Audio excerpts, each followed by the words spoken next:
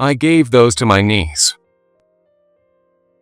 The kindergarten goods I made for Julia. Apparently, they're in my niece's hands now. I could tell from Carter's expression that he thought I was surprised, but I wasn't surprised at all. If anything, I was thinking, I knew it. Because I knew everything.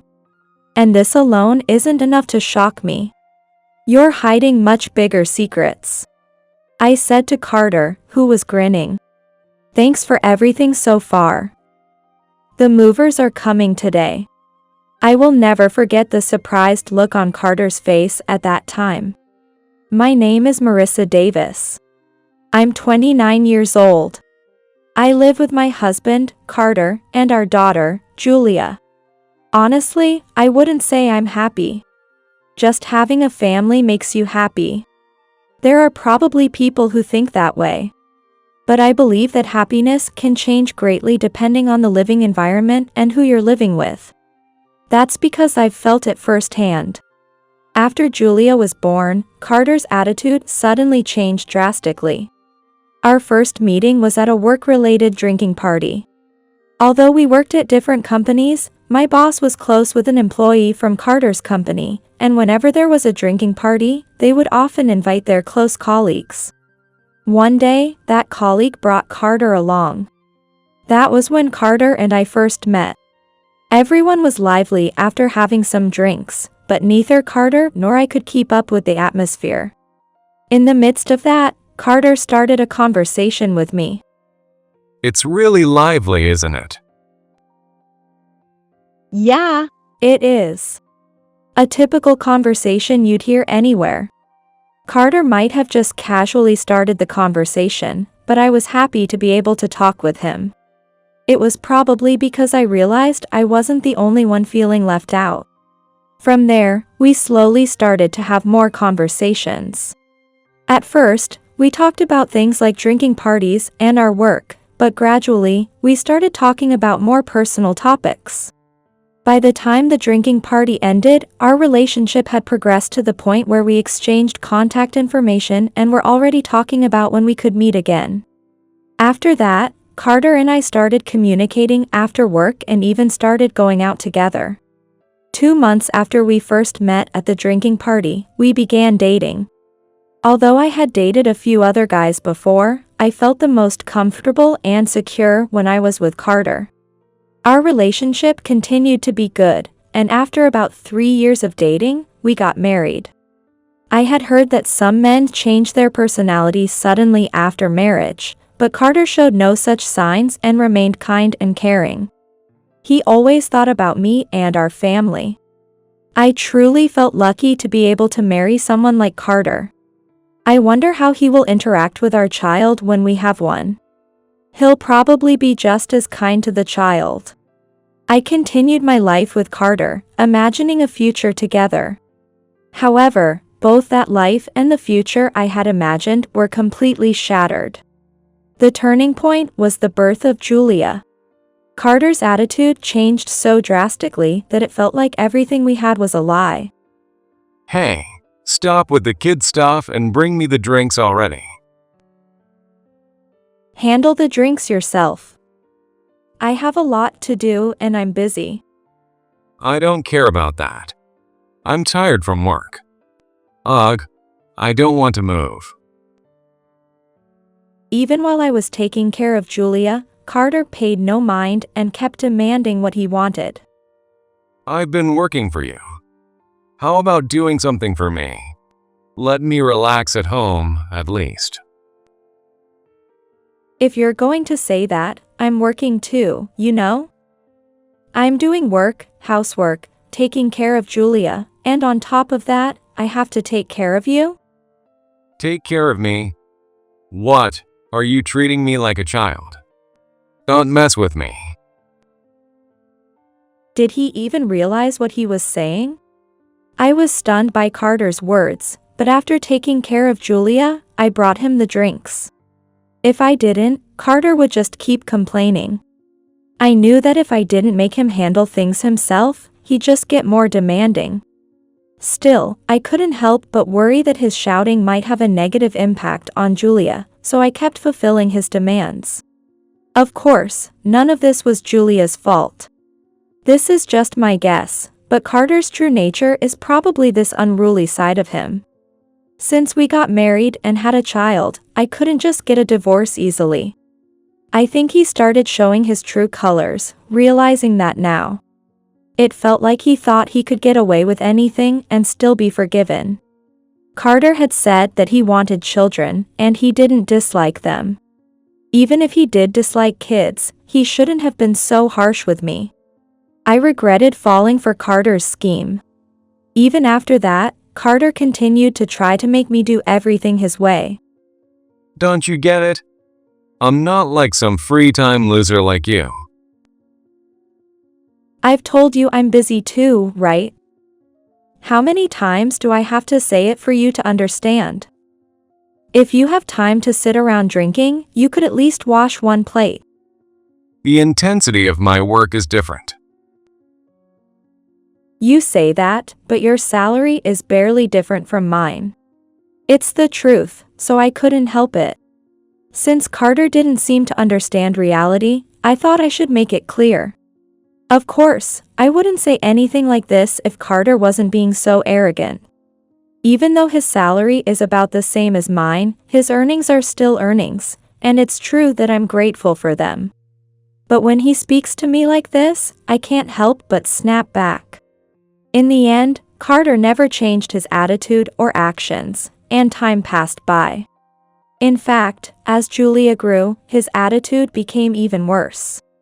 When Julia started to understand words, Carter began to intentionally tell her all sorts of things about me, whether true or not. Mom used to have a bad personality. Hey, what are you saying? It's true, so it's fine to say it. That's not true at all. When I pointed it out, Carter sulked and quickly changed his attitude. Julia watched the whole thing with a puzzled look. You're overreacting to little things. Even if I tell her a little lie, Julia won't remember it anyway. If she won't remember it, then there's no need to say it. Especially if it's a lie. Don't you realize that even little lies are still lies? If someone spread lies about you, you'd stop them, right? Of course I would. It's a lie. But this is a different situation. I'm only saying the truth.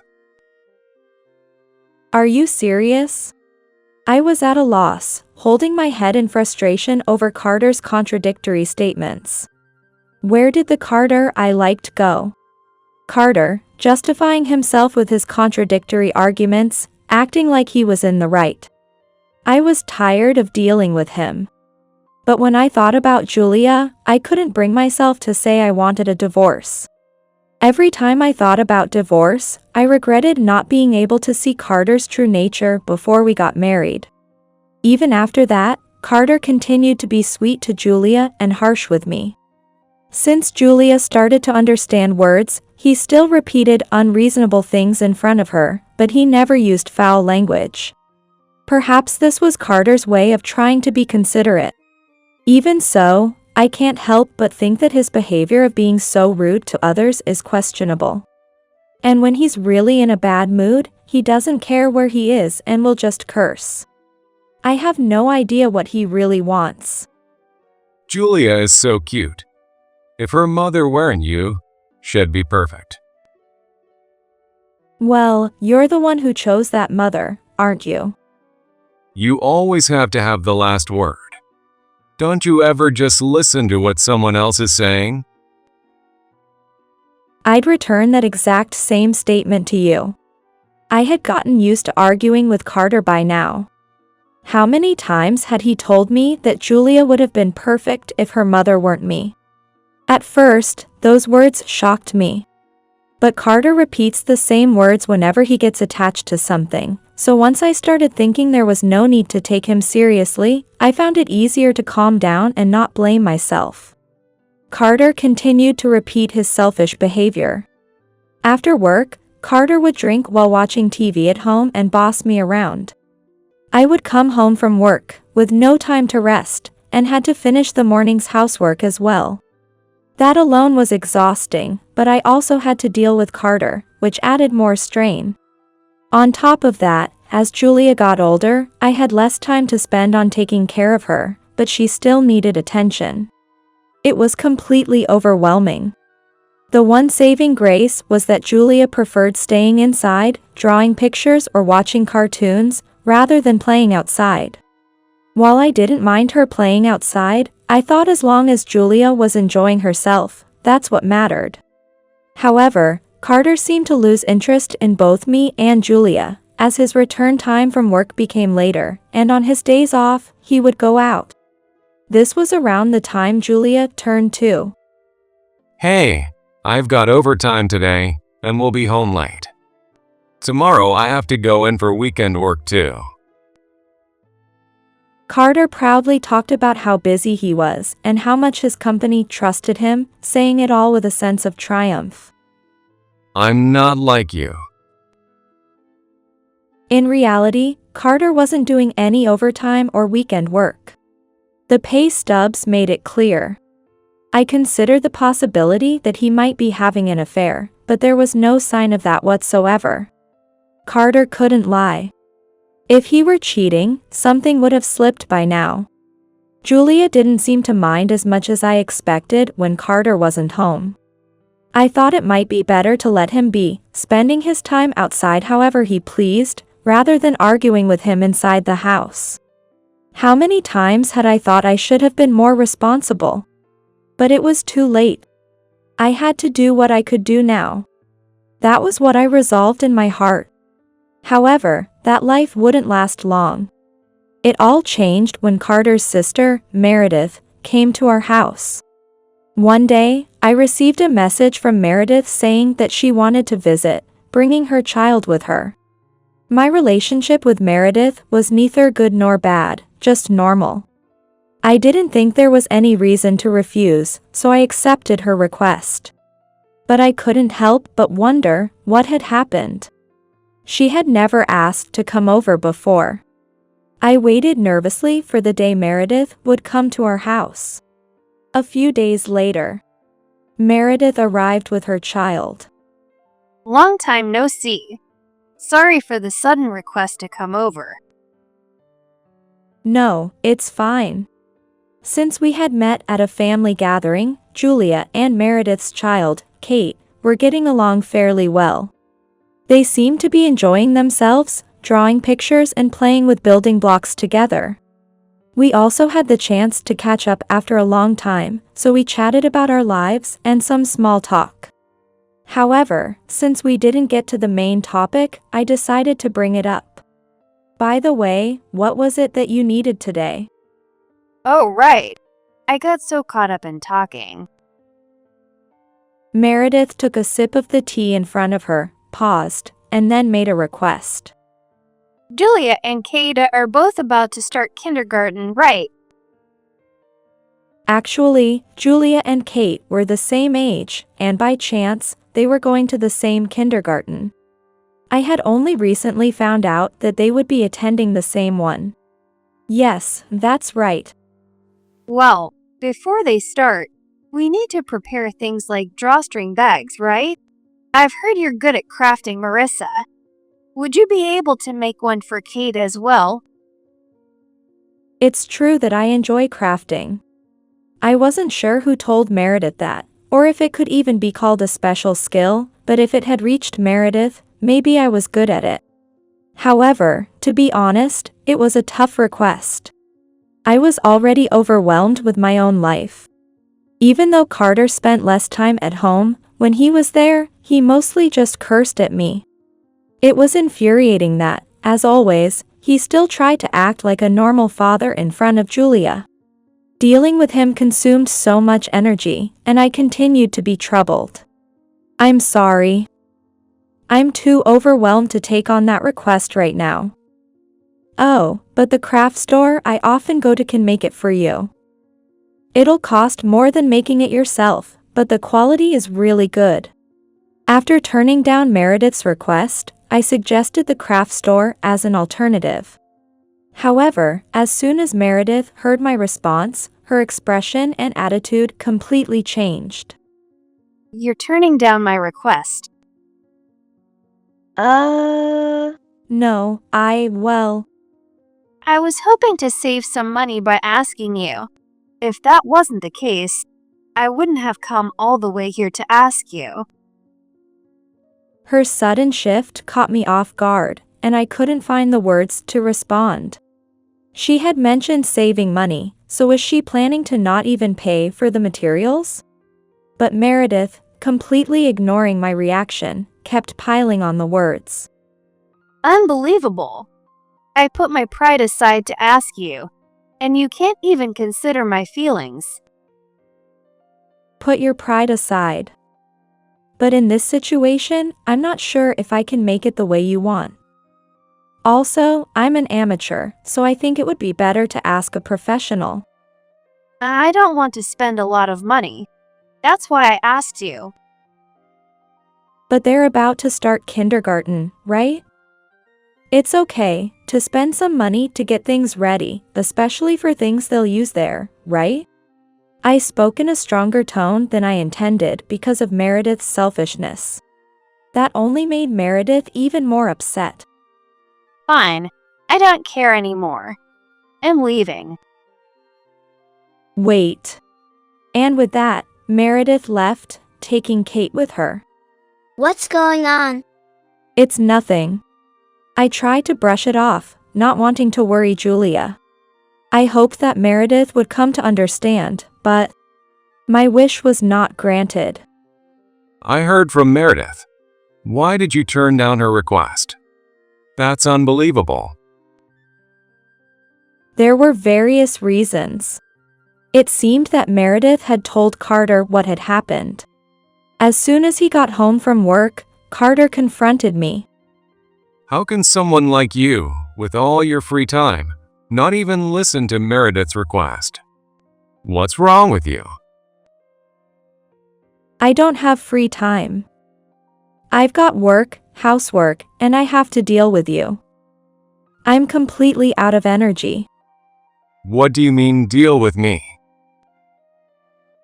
I was exhausted. Meredith probably thought I was the enemy. And she immediately turned around and told Carter about our conversation. It wouldn't be long before both of them would be scheming against me. I had married the most impossible man. As I listened to Carter's shouting, my mind began to race. From that day on, Carter's behavior toward me became even more harsh. How could he be so confident in elevating himself and putting me down with his words? Why was he putting so much energy into insulting me? I felt like I had reached my breaking point. I finally started seriously thinking about divorce. I had originally wanted to wait until Julia was an adult, but now I knew I couldn't. But how should I go about proceeding with the divorce? Should I start gathering evidence to try to make the divorce his fault? As I pondered these questions, an unexpected opportunity came my way.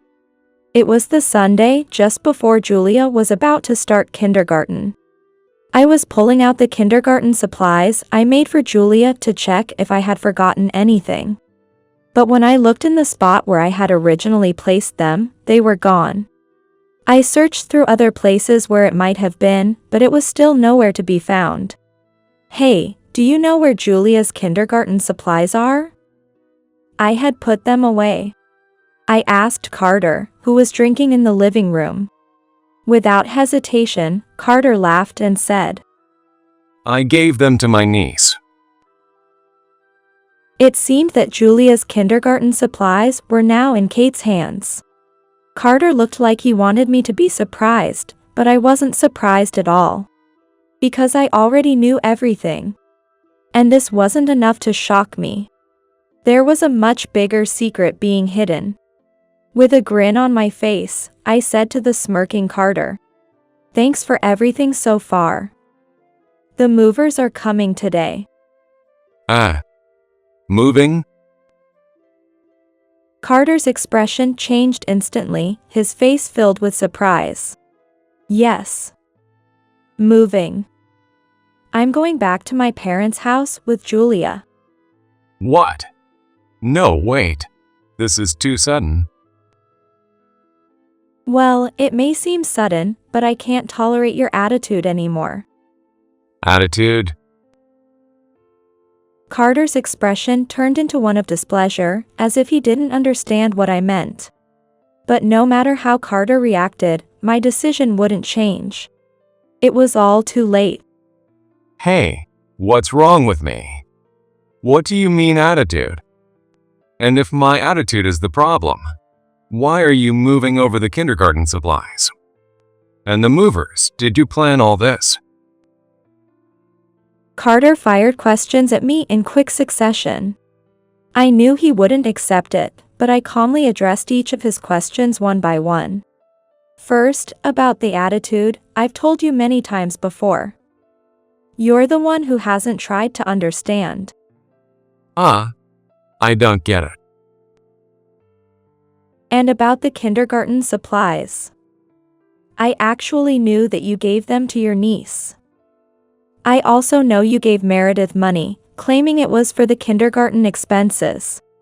The truth was, I knew that Carter had given money along with the kindergarten supplies, saying it was for their enrollment fees.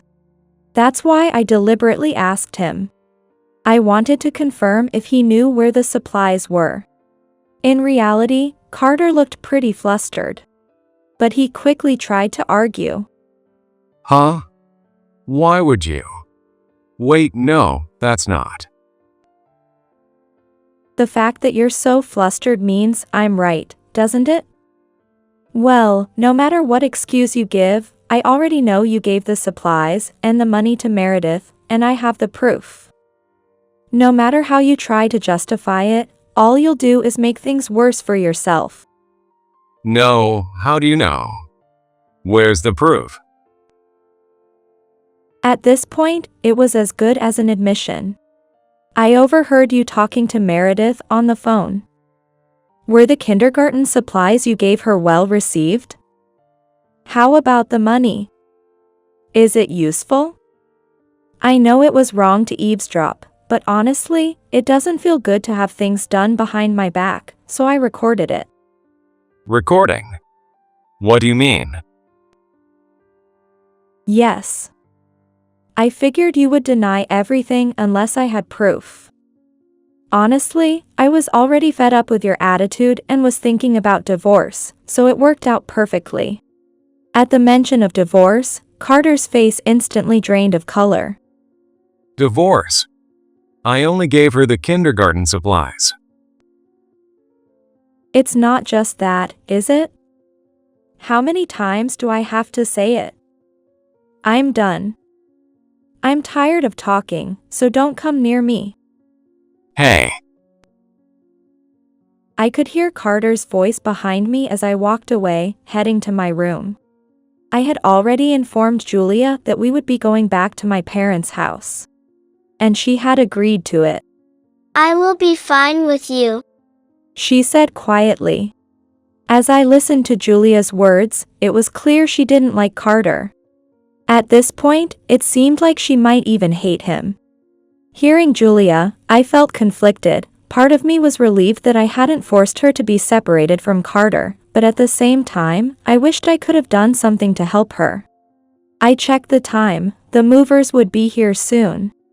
I packed up mine and Julia's things, waiting for the moment to arrive. A few minutes later, the movers arrived right on schedule. I quickly directed them to the hidden furniture that I had arranged so that Carter wouldn't notice and had it taken to my parents' house. Since my father had come to pick us up, Julia and I got into his car and headed to my parents' house. Seeing my father's face, waiting for us in the car, I felt a rush of relief. Hey. This has to be some kind of mistake, right? You didn't have to go this far. Even with the movers there, Carter continued to shout and cause a scene. But I ignored him and continued with the preparations in a calm, steady manner. The movers, probably used to situations like this, worked quickly and efficiently. However, even though I had made the decision to divorce, nothing had truly been resolved. To end things with Carter and Meredith as soon as possible, I couldn't afford to rest and immediately began taking action. 1 week later, I was at my in-laws' house. It was to settle things with Carter and Meredith. Without their knowledge, I had already explained everything to my in-laws over the phone about the situation and my intention to divorce. At the same time, I sent them the recorded phone conversation as proof so they could hear for themselves. After hearing the full story, my in-laws seemed shocked by Carter and Meredith's actions and decided to support me. Julia was being taken care of at my parents' house along with Kate. The sight of them laughing innocently as they entered my parents' house felt a little bittersweet. It seemed that Meredith's husband had no idea about the kindergarten supplies or the money situation. In fact, he didn't even know how serious things had become until the day of the discussion. He called in a panic, apologizing. He asked to be included in the discussion, but I refused. I only wanted to talk with Carter and Meredith. I knew that if it was just the three of us, I would definitely lose, so I involved my in-laws. But I thought that adding more people would only complicate things further. At first, Meredith's husband didn't back down, but in the end, he agreed and apologized again. But why did you have to involve my parents in this discussion? It didn't have to be this big of a deal. This is something that should be between me, Meredith, and you, right? Exactly. I don't get why Mom and Dad are on your side. What did you tell them? Carter and Meredith both vented their frustrations, each expressing their thoughts in their own way. They were confronting me even in front of their own parents. If it had just been the three of us, I'm sure the situation would have been even more heated. I thought that without a third party, you two would pressure me into agreeing. That's why I had them help. We're on Marissa's side because we don't think she's lying. And besides, we actually listened to the recording of your call. You recorded it? That's the lowest. It was tempting to point out who the real lowest one was. But I held myself back, knowing it would just take the conversation further off track. Anyway, I've told you countless times. What's wrong with giving the kindergarten supplies to my niece? If you just gave her the supplies, it wouldn't have become such a big issue. I'm upset that you gave away the items I made for Julia without asking. At least a word of permission would have been nice. Though, I still wouldn't have allowed it. You. But what really blew this all up is that Carter gave Meredith money without asking. It came from the savings set aside for Julia, right? I'm sure you wanted to spoil your niece, but what does it mean to put Julia second like that? You said Julia was so cute, but now you're not even thinking about her future. Carter had mentioned in his phone call with Meredith that Julia still had money saved up, implying that it was okay to take from it. If he hadn't touched Julia's savings, those words would never have come up. That's... The fact that you don't immediately deny it is proof that you're not thinking about Julia. If you really cared about her, you wouldn't even touch her savings. Seeing an opening, I continued to press Carter with statement after statement, pushing him further into a corner. But then Meredith intervened. If you had just made the kindergarten supplies quietly, none of this would have happened. You understand that. Are you trying to shift the blame? Shift the blame? The truth is, you're the one in the wrong, aren't you? Do you really think that? Meredith's pride was evident as she insisted that she wasn't at fault. It seemed she wanted to justify her actions by claiming she had no other choice since I had refused her request. Of course I did. Why wouldn't I? Have you ever thought about Kate in all this? Of course I have. Meredith's gaze didn't waver at all. She truly believed what she was saying. But just because you're thinking about Kate doesn't mean it's okay to steal someone else's things. You didn't get my permission, so it's the same as stealing. It's not a big deal. So, you think it's fine to let your child use stolen things? Those kindergarten supplies have Julia's name on them. What if Kate gets labeled as a thief? It's not you who will suffer from that, is it? Maybe she had already checked everything and erased the names. But what if she missed something?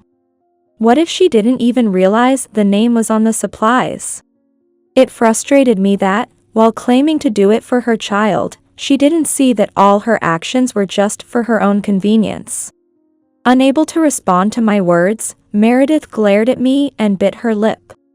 But I continued without paying her any mind. That's why I'm asking for the kindergarten supplies back. And of course, the money too.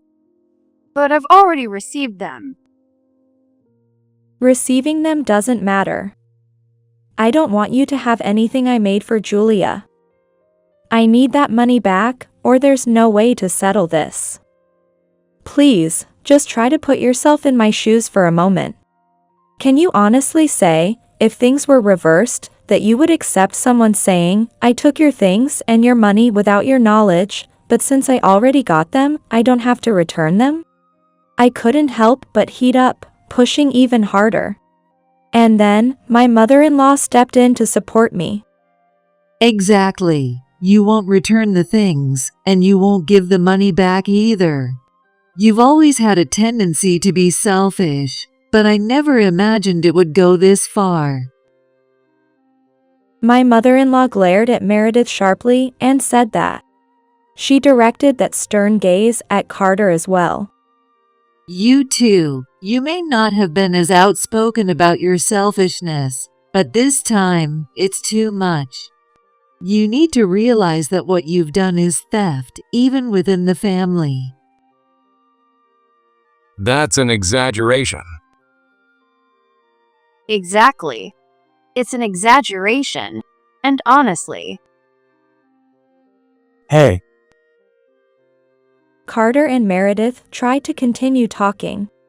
It was my father-in-law who put a stop to it.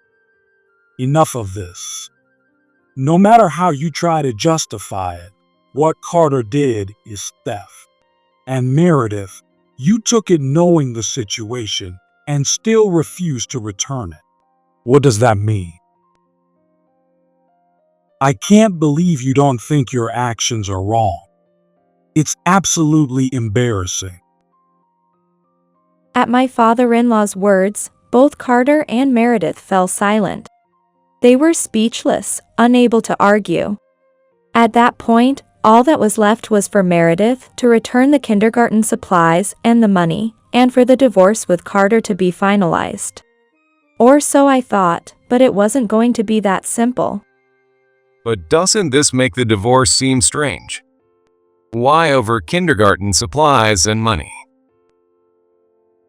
To me, it feels like there's a thief in the house. And even before this incident, I had already been thinking about divorce. Your attitude is terrible, and we can't communicate. After deciding on the divorce, I even started keeping a journal. I wrote down every insult you threw at me and every bad attitude you showed. I didn't suddenly decide on divorce, and I kept giving you chances. But you never noticed any of it. As I continued speaking calmly, I could see Carter's face turning pale. But, on the other hand, Meredith's face grew red. divorced her already. You've got the divorce papers with you, right? Come on, hurry up and get them out. There's someone better for you than her, Carter. But Even though Carter had been insulting me so much, he suddenly started to panic when it came to the divorce. Was it because he would be at fault, or was there something else going on? Why are you resisting now? Don't you hate me? Don't you realize you're contradicting what you've been saying and doing? because of Julia. Julia? What about her? I feel sorry for her. So that's the reason. It seemed Carter still thought he was needed by Julia. I decided to enlighten him with the truth. If you're worried about Julia, she'll be fine. What? When I told her I was going to my parents' house, she said all she needed was me. Carter's face turned completely pale. You've been speaking badly about me to Julia, trying to look good in front of her, but she's never called you Dad. She always referred to you as that person. She told me that she's scared of you because you're always angry at me. It seemed that Julia had been holding back all this time just because Carter was at home. After we moved to my parents' house, she opened up about how scared she was of him. I felt so guilty and apologized to Julia over and over. Julia is really scared of you. You may have tried hard to act like a father, but if the parents are separated, I know you want to say you feel sorry for her, but if you're the kind of father she has, it would be better if you weren't around. If you really care about Julia, then divorce me. After all the earlier anger, Carter was now speechless, staring at me. He probably couldn't believe it, but it was the truth. As Meredith said, I have the divorce papers with me. Once you sign them, I'll file them. And later, I'll have a lawyer handle the financial claims. Financial claims. Meredith and Carter, I expect everything you've taken from me to be returned. Divorce papers. Just sign them. Meredith didn't reject or agree, she just kept repeating that. However, it seemed she couldn't defy my father-in-law. You better return everything. Upon hearing that, Meredith reluctantly nodded. Carter signed the divorce papers with trembling hands and slowly pushed them back to me. I took them, put them in my bag, and left it at that. On the way home from my in-laws, I immediately went to the city office and submitted the divorce papers. With that, I was officially divorced from Carter. After the discussion, I received repeated apologies from my in-laws. Carter and Meredith stood behind them, both with awkward expressions on their faces. A few days later, through my lawyer, I filed for compensation for the emotional distress I suffered, as well as for Julia's child support. Naturally, I retained full custody of Julia. I was also able to claim the money Carter had given to Meredith as part of the financial settlement. Reluctantly, Carter agreed to all of the payments. For now, the alimony and child support are being deposited, which brings me some peace of mind. Although he's still working, his expenses have increased significantly since the divorce, making life quite difficult. He's had to move to a cheaper place that is just barely livable. I also heard that, due to the continued financial strain, he started a part-time job. My thoughts on it were simple. I felt sorry for him, that's all. No matter how hard things get for Carter, I won't be the one to help. I hoped that Meredith would fully realize the consequences of her actions and reflect on them seriously. The kindergarten supplies were returned to me through Carter by Meredith. Since I had already claimed the money from Carter, it didn't matter whether Meredith returned it to him or not. After the discussion, I quickly contacted the other parents I met during the kindergarten tour. I made sure to warn them to be cautious of Meredith. The word spread through the group, and at the entrance ceremony, when Meredith tried to approach other parents with children in the same class, no one engaged with her. Did you do something? Naturally, the blame would fall on me if things escalated. Meredith spotted me and approached. But it was her husband who stopped her. He immediately pulled Meredith away from me, apologized profusely, and led her off somewhere. It seemed that, after that, she probably received a thorough scolding from her husband. I haven't seen her around, nor have I received any contact from her. It's still early days for kindergarten. I wonder how she'll show up at future events. I do hope she realizes that she's been excluded and changes her behavior. I was worried that my actions might cause trouble for Kate, but since Julia reported to me that she had played with her, I don't think any issues have arisen. Currently, Julia and I are living at my parents' house. My parents understand the situation and have welcomed us, for which I am deeply grateful. Commuting from their house to my workplace is manageable, so I'm still working. Julia's attendance at kindergarten hasn't been inconvenient either, and I thought about taking it easy for a while. Since moving in with my parents, I feel like Julia has become more talkative. It seems she was probably too scared of Carter to speak freely before. After hearing her true feelings, I regretted not acting sooner. What I can do for Julia now is to make her happy. She must have endured so much until now. I want to give her a life where she can feel happy. I wonder how she will build relationships at kindergarten as she grows. What will Julia look like when she's older? I just hope she keeps smiling forever. As I look at Julia's smile, I think about these things.